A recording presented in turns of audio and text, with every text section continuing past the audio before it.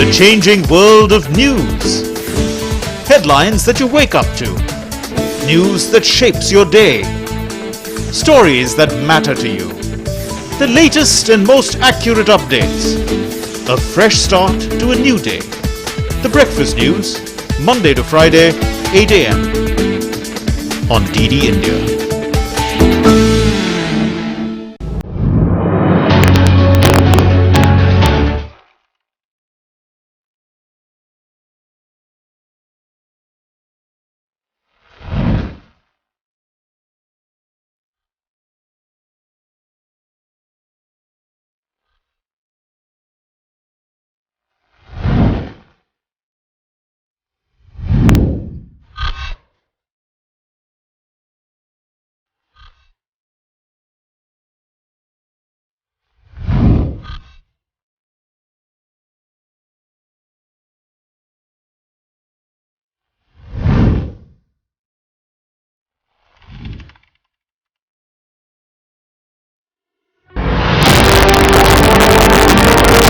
G20 नए विचारों की परिकल्पना के लिए और सामूहिक एक्शन को गति देने के लिए एक ग्लोबल प्राइम मूवर की तरह काम करें। वैश्विक विकास महिलाओं की भागीदारी के बिना संभव नहीं है। भारत की G20 अध्यक्षता की theme one earth, one family, one future में पूर्ण रूप से समाहित है।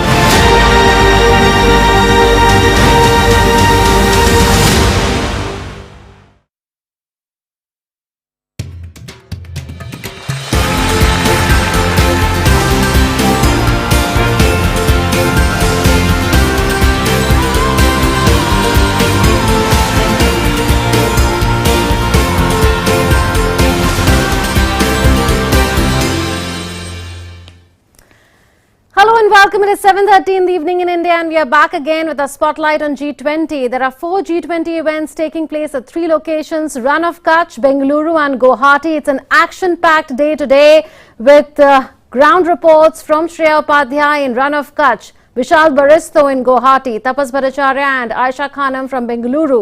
They bring us the latest on G20 meetings on tourism, energy transition and Youth 20 that saw a youth dialogue today between Union Youth Affairs Minister Anurag Singh Thakur and youth delegates in the northeastern city of India, besides brainstorming sessions on India's Y20 priority areas. We'll get you all the action in a bit. I'm Tapas Bhattacharya. First up, the top stories. The 3-day first G20 Tourism Working Group meeting commences with a side event on rural tourism in Gujarat's Run of Kutch. Union Tourism Minister G. Kishan Reddy delivers the inaugural address, stresses on the importance of rural tourism in job creation and economic development, says rural tourism empowers rural communities.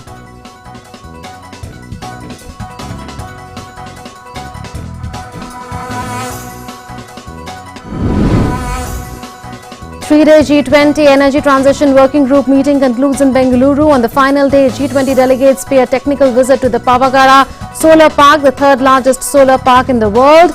Praise India's leadership in implementation of solar energy transition. Delegates also visit 16th century Lepakshi temple, famous for its hanging pillar of Lepakshi.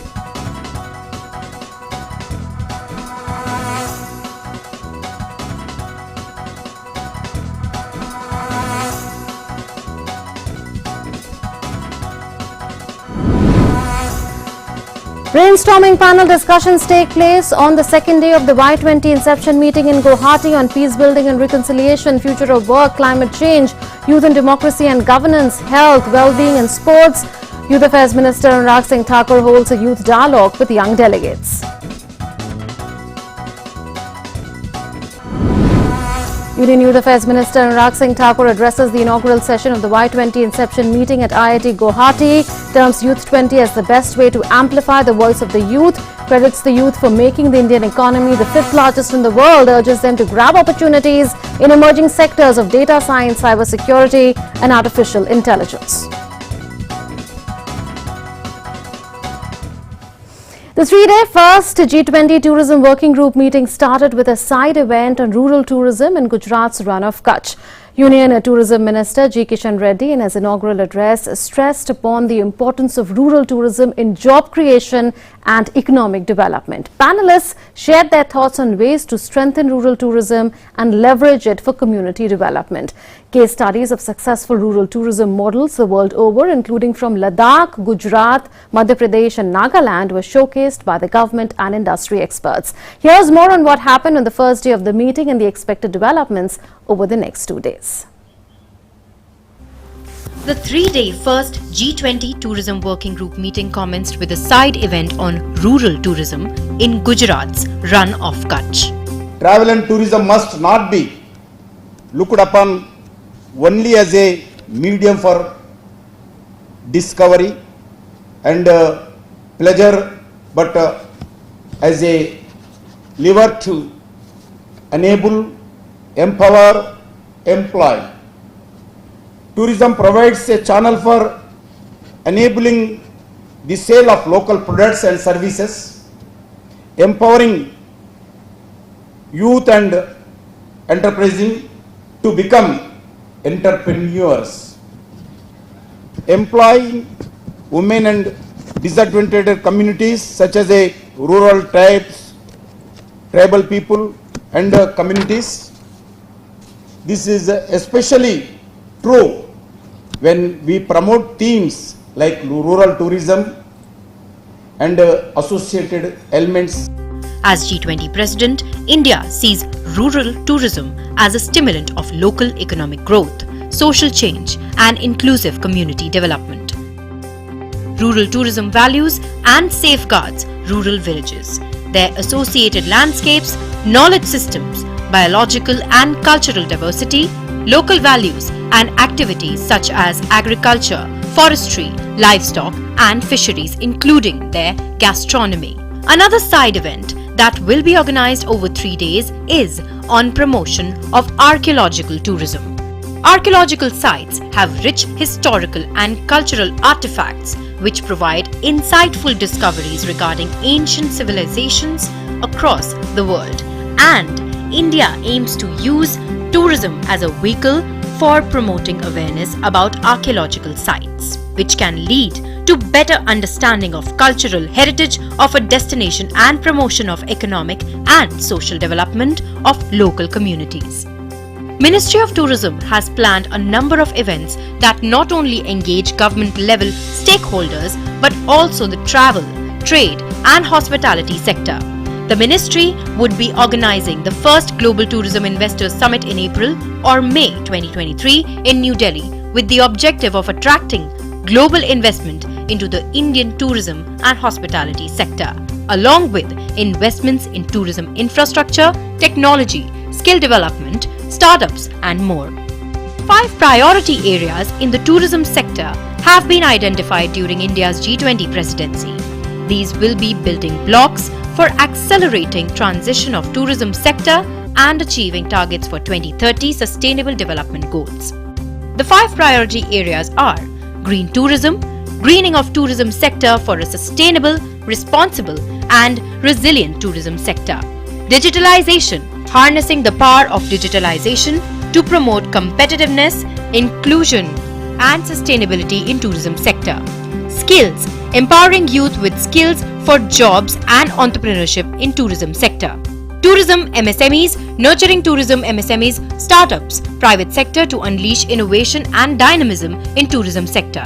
Destination management, rethinking the strategic management of destinations towards a holistic approach that delivers on the SDGs. More than 100 delegates have congregated in the wide desert of Run of Kutch for the 3-day meeting. Earlier in the day, they received a traditional Kutchi welcome as they were greeted with folk songs and traditional dances upon arrival at the Bhuj airport. With Bureau Inputs, Shreya Upadhyay's report from Run of Kutch.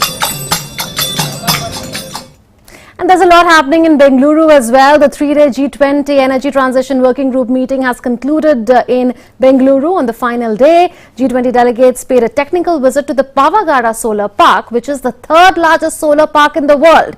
After seeing firsthand India's energy transition efforts, the delegates praised India's leadership, particularly in the implementation of the solar energy transition. Delegates also visited the 16th century Lepakshi temple, which is an archaeological delight famous for its hanging pillar of Lepakshi and the largest monolithic Nandi in India carved from a single block of stone. Here's more. The first G20 Energy Transition Working Group meeting concluded in Bengaluru on its third day on Tuesday. As part of the working group program, delegates from G20 member countries were taken on a technical visit to one of the largest solar parks in the world.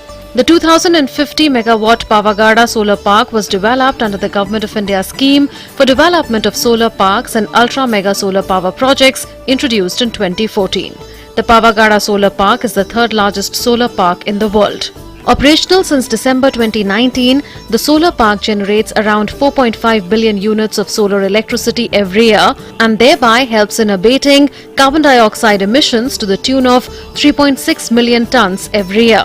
The park is spread over approximately 12,937 acres of land and is divided into 40 blocks, each of 50 megawatt. Since the region has been declared drought hit by the Karnataka government several times in the past, lease rental from the projects provide a sustained source of income to the farmers. G20 representatives from Australia, Canada, China, France, Germany, Japan, South Africa, Republic of Korea, United Kingdom, Bangladesh, European Union, Egypt, Mauritius, Singapore, Oman, Nigeria, UAE, African Union, World Economic Forum, International Solar Alliance, IRENA and International Energy Forum were part of the visit. G20 delegates praised India's leadership in the implementation of solar energy transition. I can imagine each minute or second of effort that was put here, in all these carving rocks. So it's really just, you are very happy to have this. This event is so educating and also very interesting, and that's what also brought us here to see the cultural heritage of, this particular southern part of India. Delegates could be seen having an immersive experience at the solar park. A Chinese delegate was spotted dancing at the park with artists at a welcome ceremony. The delegates also visited the 16th century Lepakshi temple, also known as Veerbhadraswamy temple, which is a testament to ancient Indian architecture that echoes the Vijayanagara style of design. The temple is famous for its hanging pillar of Lepakshi and the largest monolithic Nandi in India, carved out from a single block of stone. The temple is also adorned by mural paintings, including the largest portrait painting of Veerbhadraswamy in the world on the ceiling of the temple. Aisha Khanam's report from Bengaluru for DD India. DD India correspondent Tapas Bhattacharya spoke to William Ovuraku Aidu, Deputy Minister for Energy of Ghana, on the sidelines of the India Energy Week, the first major energy event under India's G20 presidency in Bengaluru. Listen in. Prime Minister Narendra Modi gave an amazing speech on the opening day. Do you think that those are the vision through which even Ghana can move forward in the current scenario? The Prime Minister is a very visionary leader who, from what I've seen since I've been in India, has energized the whole country. And yesterday his speech was very rousing. And I'll be meeting the Minister for Petroleum and Natural Gas tomorrow. And I hope to put before him for India to assist Ghana building our capacity. Do you see that there will be some sort of a program, some sort of a collaboration that can happen? To have a country like India who is just exiting to or entering the middle income status, for us to partner with them, we believe India will understand us better than the first world, because we are more or less in the same league. That is the reason why I am here, to try and interest Indian companies, especially the upstream oil companies, to come to Ghana and then take advantage of the opportunities in Ghana. I believe the South-South need to come together. And India being a southern country, and like Ghana and most African countries, by coming together, we should be able to have some synergy and in the developmental trajectory of our two countries. So we are very excited that India and Ghana, through this visit, we have some collaboration, and that hopefully will help us force the international community to really take us seriously. That was the Deputy Energy Minister from Ghana saying that the South-South cooperation is the way to go forward, especially with India assuming the presidency of G20. With camera person Mohit, this is Taposh Bhattacharya for DD India from Bangalore. In an exclusive conversation with DD India correspondent Tapas Bhattacharya, Georges Pierre-Les John Gard, who is the Minister of Energy and Public Utilities of Mauritius, said that under India's G20 presidency, Mauritius and other like-minded countries will find strong leadership. Listen in. Joining me is Georges Pierre-Les John Gard, the Minister of Energy from Mauritius. He has come to India Energy Week and I just had a meeting with Union Minister Hardeep Singh Puri. First time India Energy Week is happening under G20 presidency of India. How do you feel the whole atmosphere here? Yeah, it's a very great atmosphere here. I just had a meeting with the Union Minister. It's been a very fruitful meeting. And let me first of all express my heartfelt thanks to the Government of India, first of all for giving Mauritius the opportunity this time to participate in the G20 and also for hosting us for this Energy Week. We have set up very bold targets in Mauritius with regard to energy. And yesterday when I listened to the speech of your Prime Minister Modi ji, we were very impressed by the targets that have been set up by Indian authorities and also what you want to achieve in the future.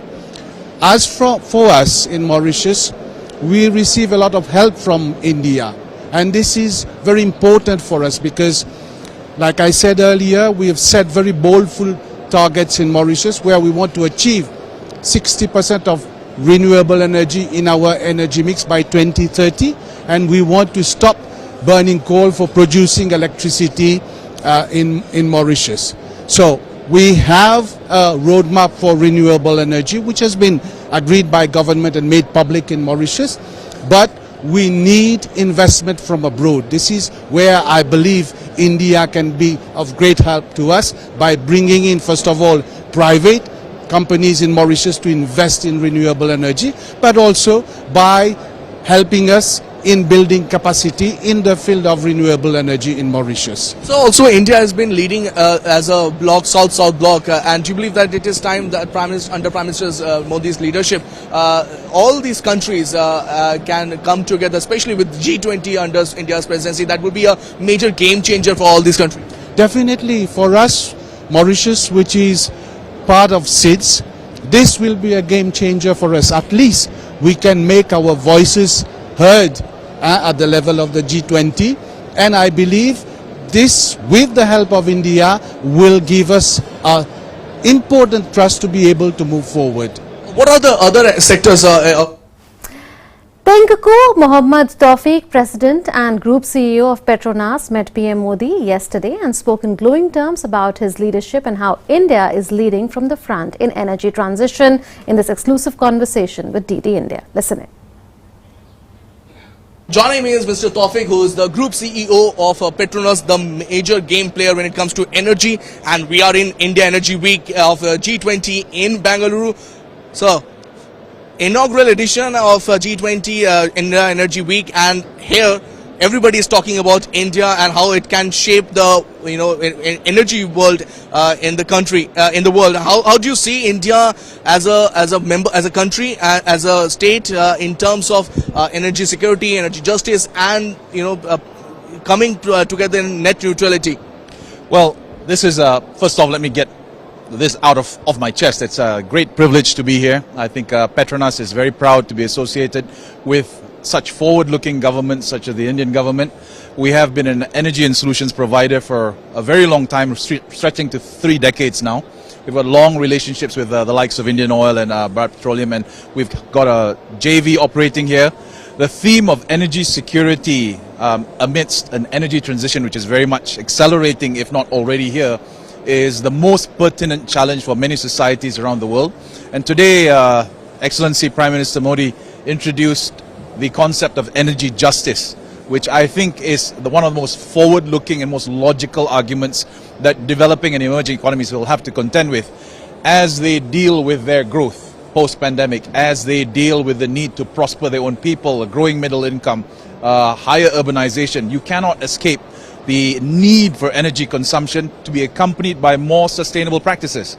But what I do like about the direction of the government, it is not closing one door for one form of energy and opening doors for certain forms of energy. It has been very inclusive.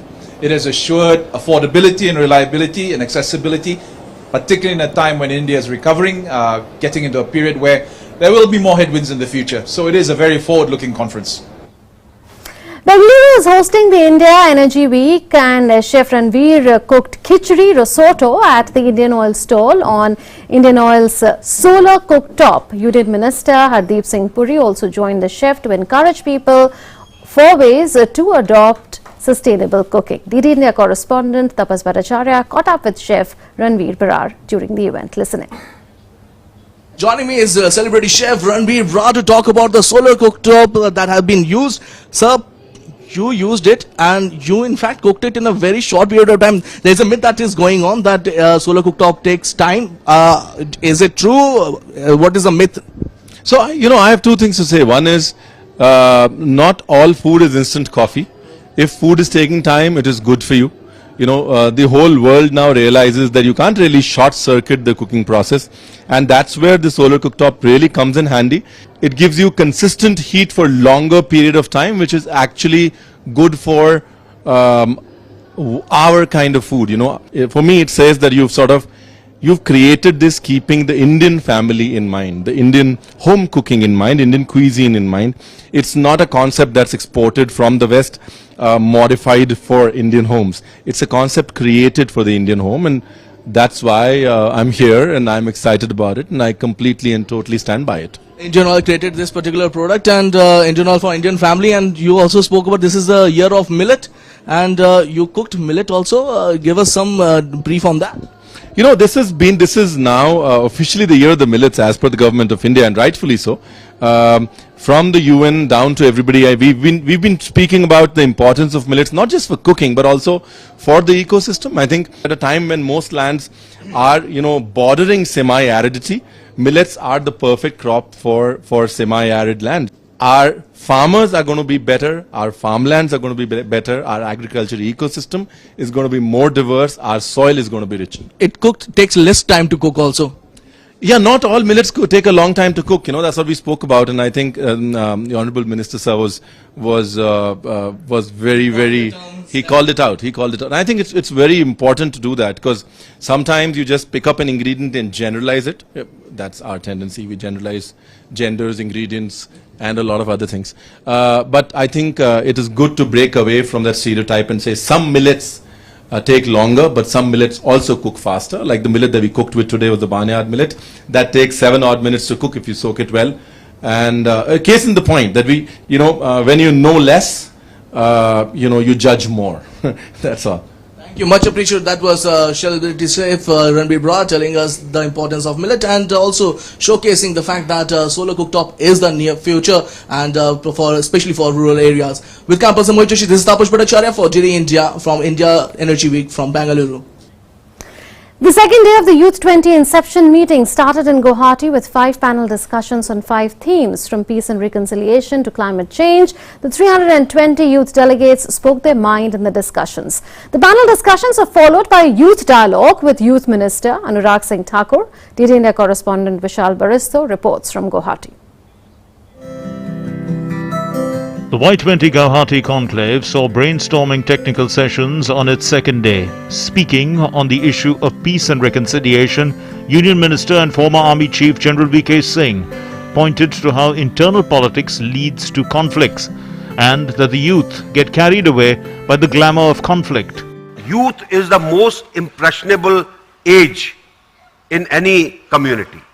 They are the ones who either get carried away or contribute towards subsequent reconciliation and peacemaking. The Indian approach has been to look at the issues in terms of whether it is just or unjust. It is the approach in which you try to look at what is part of the Constitution and what is not part of the Constitution. Now, with all this combined is the process of reconciliation that starts.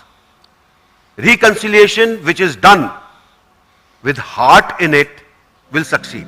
Speaking on change in Assam, the DGP of the state said that aspirations of the youth of Assam have been identified and are being addressed. I have seen that the directions have been very clear. The will to identify problems and answering those issues that have been raised by people has been of the highest order, and that is what has brought in the change. BJP MP Tejasvi Surya said that a prerequisite for peace is involvement of the youth who have received proper guidance, and that, he said, is manifesting under the leadership of Prime Minister Narendra Modi. The young of the world, who comprise a very important cohort of the demography, are looking towards stable leadership, processes and government structures which they can have faith in, which are transparent, and where they can actually feel that their true full potential can be fulfilled, yet being true to their distinct identities. This has been the hallmark of Prime Minister Narendra Modi's governance. G20 delegates in Guwahati spoke on how yoga and Ayurveda that promote holistic health are an integral part of India's soft power and are being increasingly embraced by the youth around the world. Janani Janma Bhumischa Swargadapi Gariyasi. So my Janani is of course India. My Janma Bhumi is America. I was born there, and my parents are from India, so I believe that by learning the ancient roots of Ayurveda, yoga and other Indian traditional knowledge systems, we can definitely spread the soft power that India has to the world. Very blown away by how Ayurveda melds the natural world with biological systems in terms of seasonal regimen, daily regimen, and it's an ancient science that incorporates the understanding of the body and mind. So I feel totally at home with it, and I feel that it's holistic in nature, and I feel proud when I share it with other people. I feel also in the medicinal approach, the Western medicine, the modern medicine should collaborate with the Indian medicine, and in this way we can find more solutions for health preservance but also for treatment of diseased people. The highlight of the day was a youth dialogue with Youth Minister Anurag Singh Thakur. Earlier, upon his arrival in Guwahati, Union Minister Anurag Singh Thakur termed the hosting of the Youth 20 for the first time in India as quite a prestigious moment for the country. Amrit Kal is Adhigam Kal. Leap forward and learn from people, places and your failures. Amrit Kal is the Avsar Kal. Take advantage of the plethora of opportunities and seize the day. Amrit Kal is the Kartavya Kal. The mantra of duty towards the nation is first and foremost. If each of us follows the Kartavya Path, the world will definitely attain new heights of development. Youth is the engine which drives the nation towards success. The famous quote from the Upanishad, Vasudhaiva Kutumbakam, the world is a family, has attracted and also motivated youth from across the globe, definitely strengthening India's position as a world leader. This is Vishal Baristo for DD India, Guwahati. Union Youth Affairs Minister Anurag Singh Thakur addressed the inaugural session of the Y20 inception meeting at IIT Guwahati, where he termed Youth 20 as the best way to amplify the voice of the youth. He credited the youth for making the Indian economy the 5th largest in the world and also urged them to grab opportunities in emerging sectors of data science, cybersecurity and artificial intelligence. Young people are the largest stakeholders, and they have to play a very important role in the present, and they are the builders of tomorrow. Youth will inherit the future they build, and that is why I urge you to utilize this opportunity to brainstorm and build network wisely. A few weeks ago, Prime Minister Modi underscored that, and I quote, "The runway is ready for youth to take off, whether it is for the economy or education, sports or entrepreneurship, skill development or digitization. You, the youth, now have a mission to make a global impact." And with that, we come to the close of this edition of India G20. Thanks for watching.